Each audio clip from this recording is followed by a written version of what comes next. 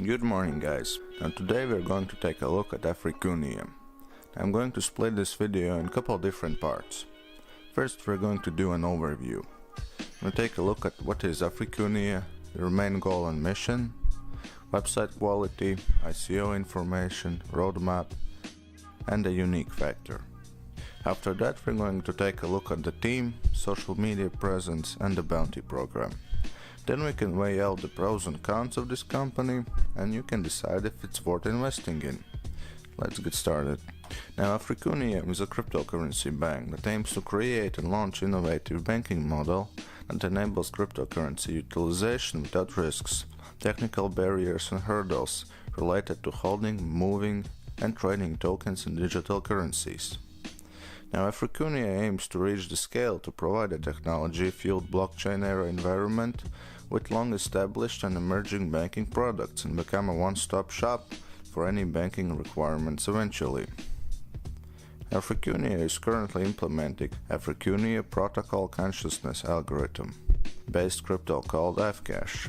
It aims to deal with existing problems of utility, consciousness, and correctness that protocols have barely resolved. And the main objective is to catalyze bridging the gap between digital currencies and fiat by setting a new standards for token investment.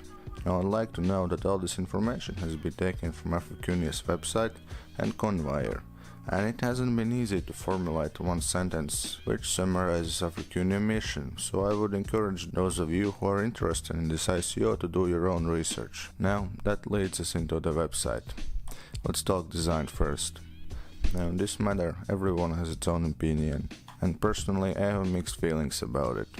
Now website is simple, modern and clean, but lacks any character or personality, from different tones of blues that doesn't quite fit in with each other and clash with reds, which eats out the grey font. Now quite bland header, footer that looks good on its own but doesn't really fit in, and overall lack of theme and unification creates a feeling that the website is rushed and unfinished and that there hasn't been much thought put into it. Now functionality wise the website is great, and apart from the text colors that are all over the place, everything is easy to find and understand. Layout is simple, but it works. All buttons work flawlessly. Website works in a lot of different languages like English, Spanish, Russian, German, etc. It also has a lot of other less common languages like Arabic, Czech, Afrikaans, Ukrainian. Now that said, when switching to different languages like Russian or Italian, sometimes the website becomes a lot more laggy and some of the icons were messed up. Now ICO information is simple but sufficient. You can buy Fcash with both crypto and fiat. You have a live clock that shows when ICO will end.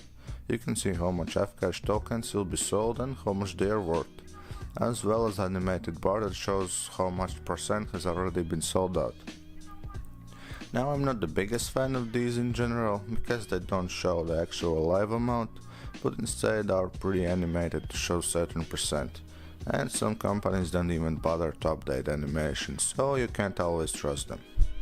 Now the roadmap is quite interesting, because at the first glance it doesn't actually look like an actual roadmap, because instead of dates there are sums of money. That got me confused, because there is no explanation on what the sums represent. I would assume on the sentence, if we're able to realize funds above 50 million, led me to believe that if they raise certain amount of money, they will complete the goals listed below. Now, if you click on read more, you are greeted with an actual roadmap with dates. Now, this is an interesting way to do roadmaps, and I actually really like this. I think it's awesome that you actually get to see where the money is going. But again, I think they could have presented it a lot better. If it was my site, I would have combined the two maps together and explained what the money actually meant. Now, overall, the website is fine. It may lack a unique design and beautiful graphics and fancy animations some websites have, but ease of use and simplicity easily makes up for it. Now, last thing I want to touch on is the unique factor. It's the one thing that sets the company apart from others and make it stand out. Now, Africunia's unique factor is that they are the first indigenous African cryptocurrency. Now here's the thing. And this is the main issue I have with this project. It's all good and great that you're from Africa, but how exactly does that help your cause? How does that make you better than the competition? Now let's imagine that there is a car manufacturer, Dave, in your town, and he's the only one. He makes and sells cars for the whole town. Now Bob shows up and starts making cars as well. Now Bob sees that Dave's cars are fine and good, but they're kinda slow, and he starts to specialize in fast cars. Now sometime later, Timmy shows up. Now Timmy is tired of boring old regular cars, and fast cars are just not for him. So he starts making luxury cars. Now at this point we have three people that all make cars, but each of them offers something different, and customer based on their needs and desires can choose a car that best suits them. And now the fourth guy shows up and starts selling cars as well. His cars isn't as fast as Bob's, they're not as luxurious as Timmy's, or practical and affordable as Dave's, but they're from Africa. Now who would buy them? Is the fact that you're from different continent than most other companies enough to make you special and more appealing to the potential customers? To be honest, I'm not quite sure. And if you look around Africunia's website, social media, etc., they always talk about being the first ones from Africa. But I wasn't able to find any good reason why is that better than being from France or Switzerland. Now it's cool that you are the first ones, and I'm sure you there will receive a lot of support from the locals. But when your only apparent unique factors that you're from different continent makes me a bit worried about the long-term effect. Now let's talk team. Here's where we find the best news. First of all the team members are nicely presented, with actual photos, full names and positions. And if you click on them, you can see that they're not being shy about relieving personal information, which is great to see. And it shows that these people are confident about their project and are not afraid to put their reputations at stake. Now social media.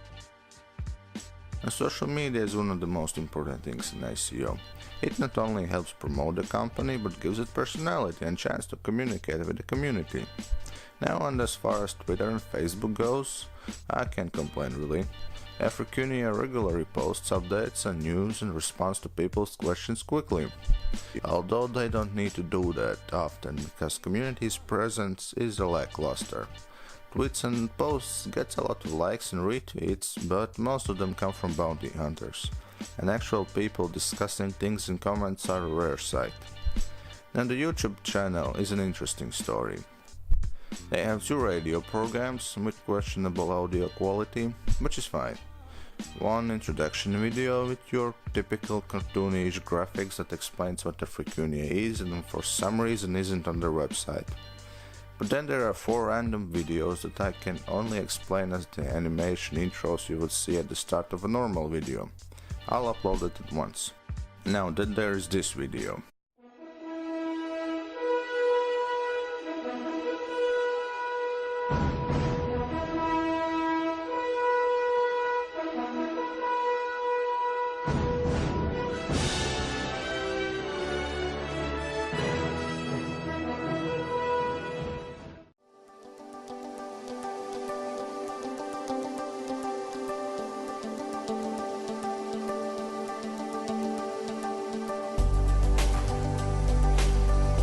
Yeah, it's definitely the most confusing YouTube channel I have seen. Now overall, I'm going to say that the same thing about social media that I said about the website. It serves its purpose, but lacks any professional style or production quality, which makes it seem a lot worse than it actually is. Now bounty program.